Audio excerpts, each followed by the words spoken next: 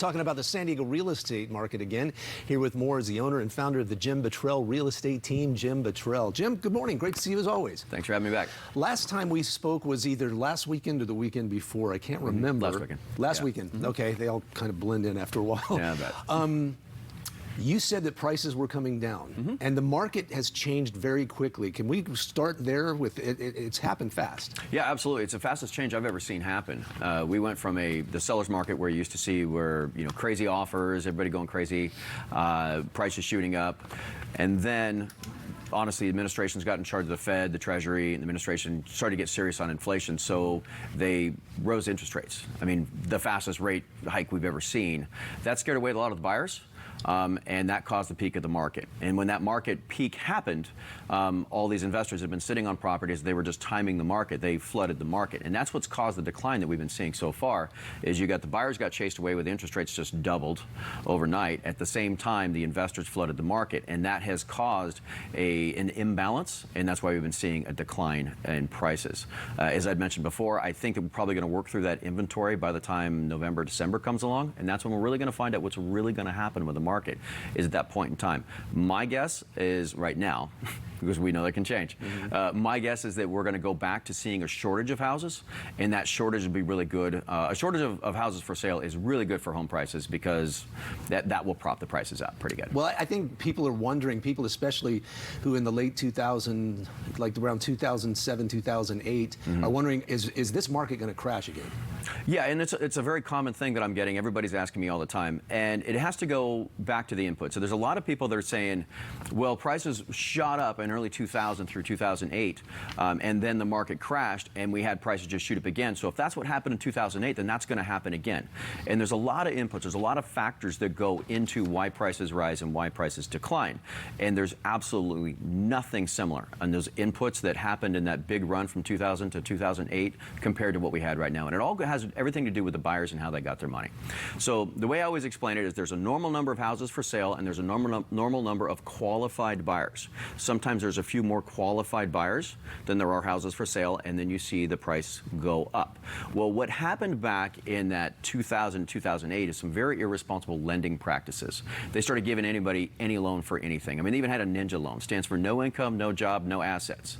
Literally, you have no sources of income whatsoever and no money to put down. The bank saying, cool, here's 600 grand, right? Those people back in 2007, 32% of people didn't even make their first payment, much less the remaining 359 payments. So those people, what happened is when I said you have a normal number of houses and a normal number of qualified buyers, they removed the word qualified. And suddenly you have this many buyers, right?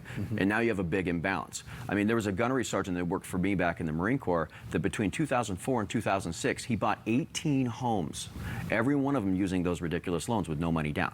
All right, well, he lost 18 homes. But he was also bidding against other people that shouldn't have been buying homes either, and that's why there were so many more houses. Now, the run-up we just had was actually just the opposite. Normal number of houses for sale, normal number of qualified buyers. However, there weren't very many houses for sale. Suddenly, there's this many houses for sale, and that's what the imbalance was. So the thing is, the buyers today can pay their loans. 2009, very strict lending practices came in, Dodd-Frank Act, and everybody who bought a home since 2009 has fully qualified for these loans. So there's not going to be a bunch of people who can't make their mortgage payments. And then now, as we start to get through this inventory, I think we're going to go back to seeing a shortage of houses. We're going to see some declines that will happen through the end of the year. And assuming the economy stays okay, it's actually a very easy equation. What will happen is we'll get through this glut, and then we're going to be very flat, probably for a couple years. And flat's okay. That's not a problem at all. It's a matter of supply, demand, and interest rates, right? Yeah. Yeah. Right now, with the interest rates just got hiked again, and like when we started the interview, you said it's taking a lot of buyers out of the equation. Yeah, well, I mean, you think about it, if a buyer qualifies for X number of dollars, let's say it's a $750,000 home and their interest rate's 3.5, and then suddenly that interest rate jumps to 6, they can't buy that $750,000 home anymore. Now they're at 600, but they've been out looking at 750 homes. That's their taste now, and suddenly because of an external thing, suddenly they're going to buy a 6. Well, those two houses are categorically different, and they say we're not doing it, and that's what basically just got rid of so many buyers. It just got rid of the entire inventory of buyers that were looking at houses, just walked away from it. And I get it.